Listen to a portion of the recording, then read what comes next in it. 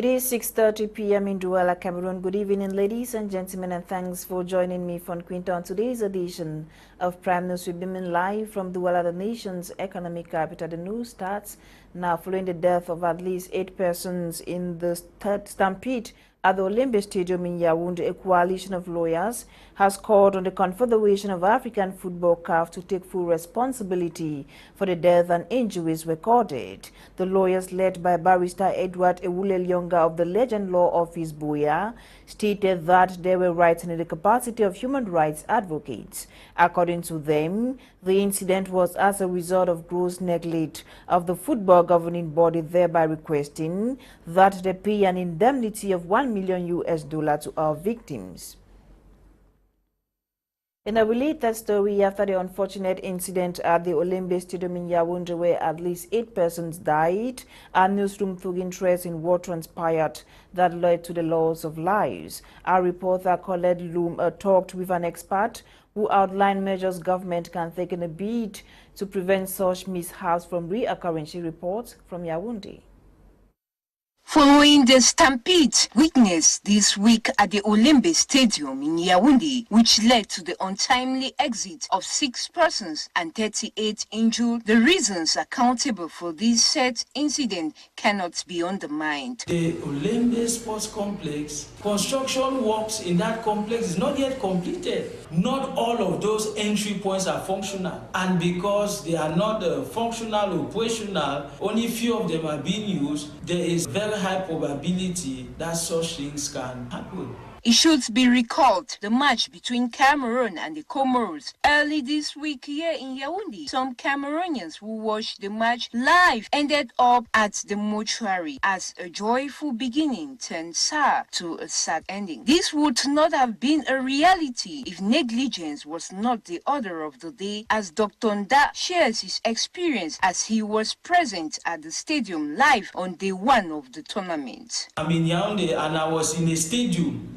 On the opening day, I was there with my family. There was a lot of control. I recall I had to pass about 5 stages before we finally entered the stadium. The control was good. Well, I don't want to think that the control was good because the head of state, CAF officials and other high-ranking officials were coming to the stadium, but I do not understand why such control wasn't there at the Olembe Stadium when Cameroon was playing on Monday, because that is the job of the police. The Olembe Sports Complex is more than just a stadium, it's a sport complex. It has been built in such a way that there are multiple entry points. But from the video I watched on TV, it was only one tiny entry point that so many people were struggling to pass through. So this beats my imagination. Where was the police? What first of all happened that such a huge crowd of people were standing on one small entry point? This brings in the problem of management. In order for such unfortunate incident to be avoided in subsequent matches as the AFCON Games draws to an end, there is the need for an effective action. The organization committee of the African Cup of Nations should do something about that, because they are the ones in charge and they are the ones to make sure that there's enough security, control and organization in the stadium. Everyone who will be watching the ending matches live in some stadia is therefore called upon to implement a sense of discipline in order to preserve lives.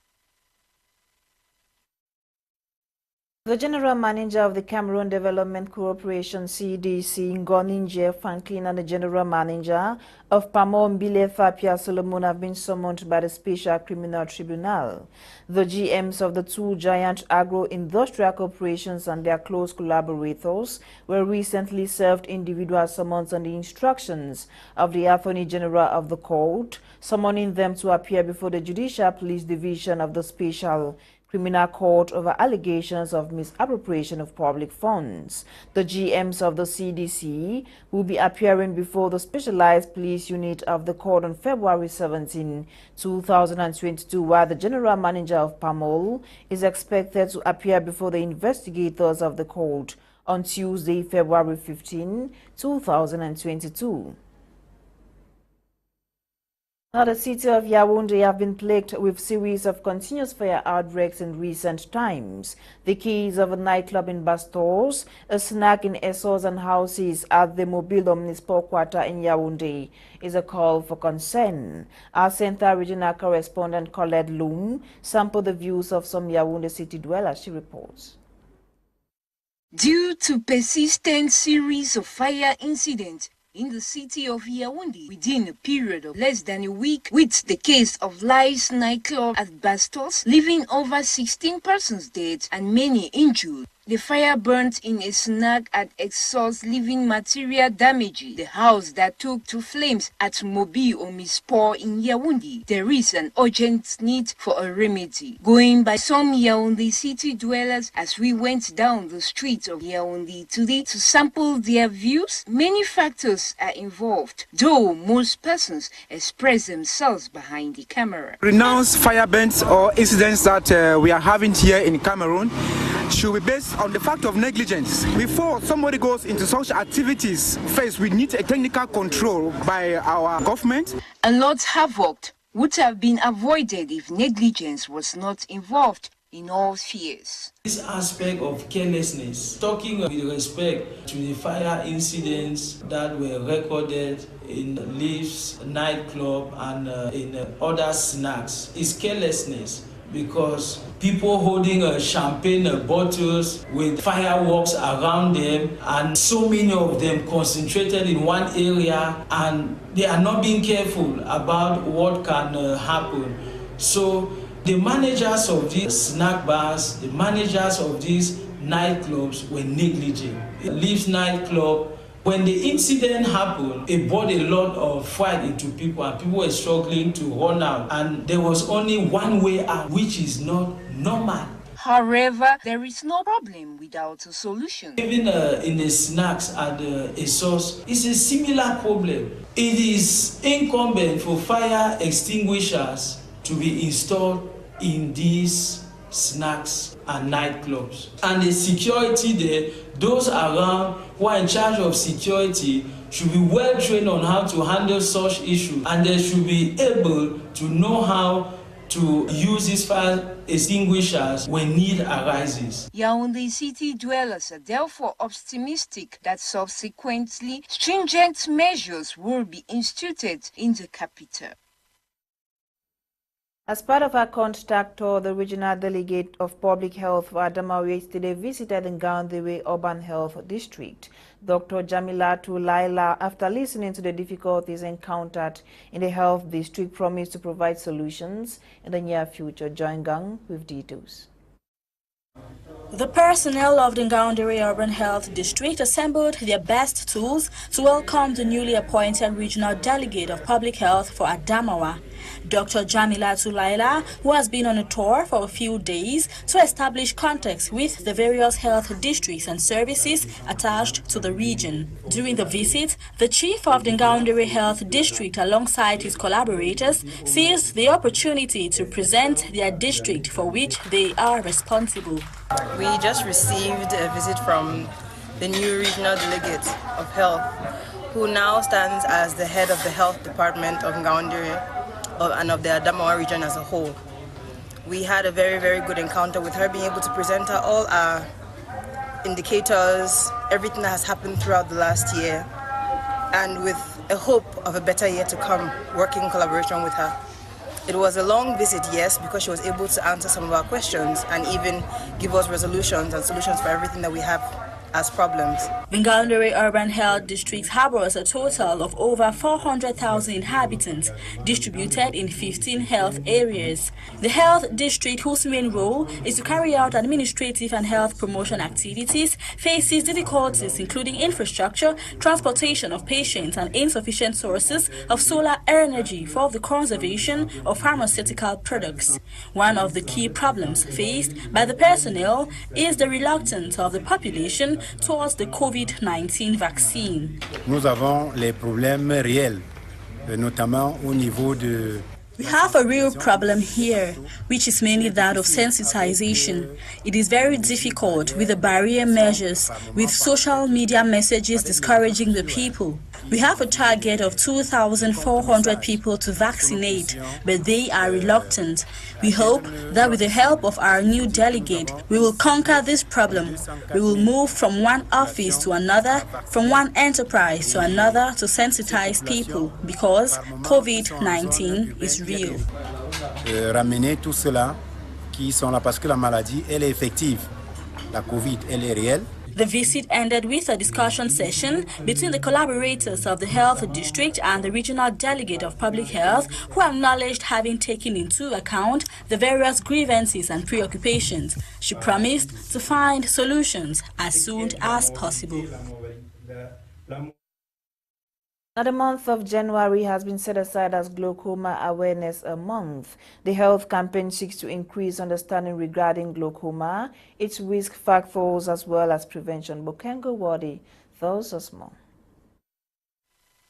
Affecting an estimated 57.5 billion people worldwide, glaucoma is a group of eye conditions that damage the nerve which is responsible for supplying visual information from the brain to the eye. Being the leading cause of blindness for persons over the age of 60 worldwide, the health condition have many forms such as open-angle glaucoma, acute angle closure glaucoma, pigmentary glaucoma, normal tension glaucoma, amongst others, which have no warning signs. However, some symptoms to watch out for include eye redness, blurred vision, severe headache, patchy blind spots in both eyes, sudden vision disturbances, nausea, and vomiting. According to the World Health Organization, glaucoma is the second leading cause of blindness worldwide, with risk factors such as age, ethnicity, eye problems, family history, side effects from certain medication,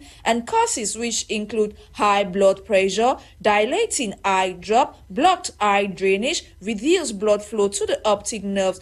Many individuals are unaware of their eye health condition due to lack of regular eye exams. To this regard, every start of the year worldwide, in the month of January, health personnel and organizations seek to encourage each and all to get regular eye checkup, manage blood pressure by exercising regularly, avoid direct eye contact with harmful objects, toxins, and chemicals, so as to help reduce the 2.2 billion burden of persons with blindness worldwide, taking into consideration that the disease or health condition has no cure.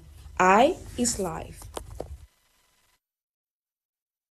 To sports, the knockout stage of the ongoing 2021 Africa Cup of Nations have come to an end with 8 teams booking their spot to the quarterfinals of the competition, which gets underway this weekend in Yaoundé and Douala to play host to these countries involved. Sports lady Magdela Eyong-Besong completes the story. It is all ended for the knockout stage of the ongoing 2021 Total Energies Africa Cup of Nations, which has been a battle of fairness, victory, losses, and even the stage of saying the road is ended for those who failed to progress to the quarterfinals of the competition. Host nation Cameroon, the Gambia, Burkina Faso, Tunisia, Egypt, Morocco, Senegal, and Equatorial Guinea are now the only teams out of the 24 countries left in the tournaments as they look forward to the semi-final spots, which can only accommodate 4 teams. This follows the completion of the knockout rounds yesterday. The Pharaohs of Egypt sent Ivory Coast packing after winning 5-4 in a penalty shootout, a game which had ended in a goalless draw. Equatorial Guinea also eliminated Mali in the second game of the day via spot kicks. The indomitable Lions of Cameroon will take on the Gambia for a place in the semi-finals, while Burkina Faso will take on Tunisia. The Pharaohs of Egypt will clash with the Alas Lions of Morocco in an all-North African encounter, and Equatorial Guinea to face Senegal. The Amadou Ahidjo Stadium in Yaoundé and the 50,000 capacity Japoma Stadium in Douala will host the quarterfinal games on January 29 and 30th. The Amadou Ahidjo Stadium will equally play host to one of the semi-final games on Wednesday, February 2nd, after a round of of the quarter-final stage of the competition. News on the African continent. Our reporter Nora Kakebi made a brief stop in the Democratic Republic of Congo, Burkina Faso and Malawi. She brought back the following. In touring the African continent, we made a brief stop in DR Congo, where more than 20 Congolese soldiers were killed in an attack by the M23 rebel group. According to civil society and local government sources, the attack was launched since on Monday, but the clashes continued yesterday, Wednesday, January 26, 2022. A civil society head confirmed that over 20 soldiers were killed in the violent attack. Another civil society member added that the rebels also suffered casualties, though the exact number is not clear. The M23 is one of more than 120 armed groups which roam eastern DR Congo. It is a Congolese Tutsi group that was crushed in 2013 after launching a rebellion. Meanwhile, the West African bloc ECOWAS will meet virtually on Friday to discuss the crisis in Burkina Faso, where army officers have ousted President Roch-Marc Christian Kabore. It should be noted that the extraordinary meeting on Burkina Faso will start at 1:00 GMT on Friday and will be held virtually. It should be recalled that on Sunday last week, mutinies erupted in several army barracks a day after police dispersed banned protests, and on Monday, the army rebels moved against Kabore. The former French colony is now controlled by the Patriotic Movement for Perseverance and Restoration, which has announced the suspension of the constitution and dissolution of the government and parliament. And in Malawi, survivors of the recent floods and storm which swept the country are recounting horrible experiences of spending the night in flood waters. The flooding caused many houses to collapse, killing at least one person and leaving thousands homeless. Malawi's main highway has been cut off by the flooding, and many people are feared trapped by the surging waters, according to government officials. Worse still, power has also been cut, leaving most of the country in darkness due to torrents of water carrying debris that has choked turbines in most hydropower stations.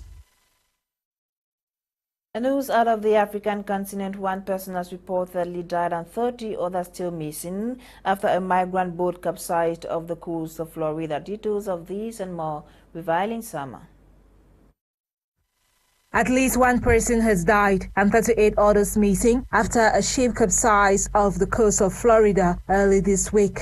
On Tuesday, officials were alerted after a commercial vessel spotted a man clinging to the hull of a boat some 72 kilometers from the city of Fort Pierce. According to the survivor, the group had left Bimini in the Bahamas last Saturday and later encountered foul weather. U.S. officials said the boat may have been part of a human smuggling venture. Note here that the lone survivor, yet to be identified, said none of the passengers were wearing a life vest. The Coast Guard and other government agencies are now searching for survivors and debris using ships and aircrafts.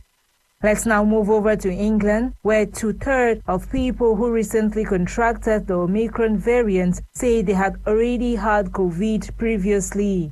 The findings come from a large continuing study, REACT, swab testing thousands of volunteers in England. More work is needed to know how many are true reinfections. However, the results reveal the groups that appear to be more likely to catch COVID again. They include healthcare workers and households with children, a lot of members under the same roof. It is worth mentioning that more than 2 million people have been tested in the study, and according to latest findings, for the first 2 weeks of 2022, round 17 are based on about 100,000 polymerase chain reaction tests posted to volunteers and then returned. About 4,000 were positive, by far the highest rate seen since the start of the pandemic. Elsewhere, the President of the United States of America, Joe Biden, is expected to honor his commitment to make an African-American woman his first nomination to the Supreme Court, the White House said. She would replace the liberal Justice Stephen Breyer, who is expected to retire at the end of the current Supreme Court term in June. However, his retirement plans are yet to be officially confirmed. Nonetheless, Justice Breyer's replacement will not shift the court's current 6-3 conservative majority. Each of the 9 judges, known as justices, serves a lifetime appointment after being nominated by the President and approved by the Senate. Eileen Summers report ends today's edition of Prime News on My Media Prime Television. My name is Fon Quinter. Coming up just after the news is Focus on AFCON with a young Besong Magdala. Keep watching The African Eye. Good night.